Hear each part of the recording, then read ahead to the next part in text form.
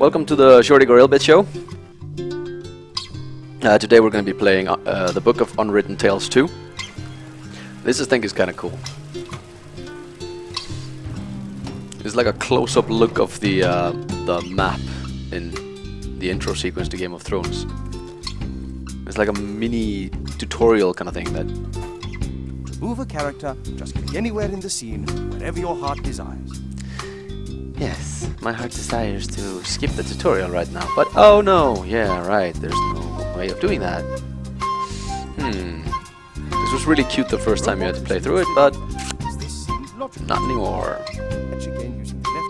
Okay, I'm just gonna skip through this, like, click. See what he did there, where he started spinning around? Characters do that quite often in this game. They kind of miss the mark. No, you don't look well at all. Positively rotund. My mom is calling me fat. For an elf princess to cope with her frustrations by comfort eating. No one here should be sad, tired, or fat. I only want what's best for you, Ivor. What she's doing is called fat shaming, and it's wrong. I spent almost a year in the human world and they have some very strange ideas about personal hygiene. Hey! One thing that struck me about this game is that it's actually pretty easy because you can hold down the space bar to highlight all of the things, all of the interactive objects in the scene, as you can in many other games, Deponia for example. But once it's fulfilled its purpose, it ceases to show up on the screen when you do this. So you won't be constantly clicking on things that have no further purpose to you. A fairly small, unattractive truth. Huh! I'd like to see how attractive you'd look if someone disturbed you on the pot in the morning. You mean... Anyway, what can I do for you, my little beauty? The garden always looks fantastic, Arbor. When you first started talking to him, she says a rather unattractive tree, as if she didn't know he could talk, and then she starts talking to him as if they're old friends, so it's a bit of a disconnect there. Later on in the game, you'll actually notice that Ivo's voice acting and that little tree down there as well are noticeably better than Wilbur and Nate. And that's kind of irritating. Virtual cookie to anyone who can tell me what this little box with feet is referencing. Alright. I often see you fishing. Could you lend me your rod? Of course, if you bring it back in one piece.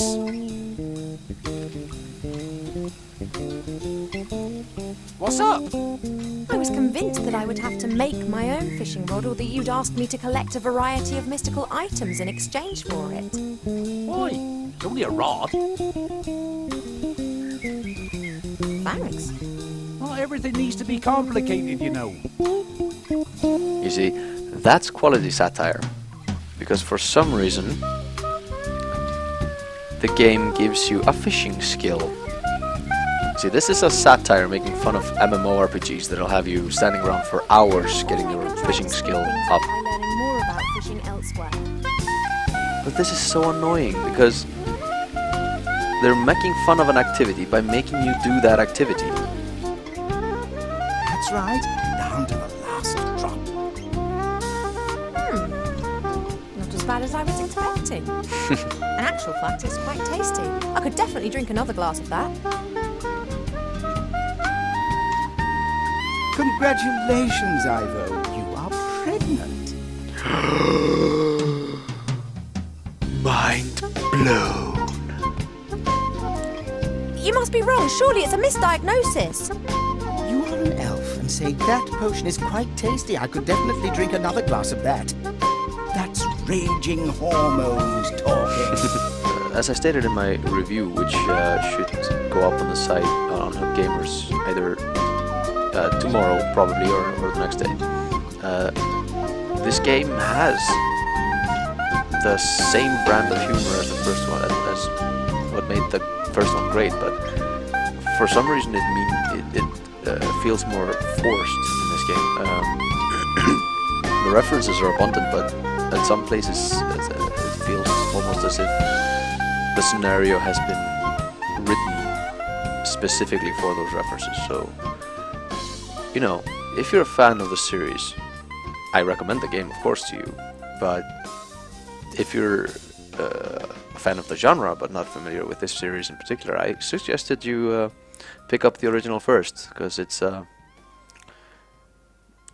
story-wise and character-wise, I think it's a better game.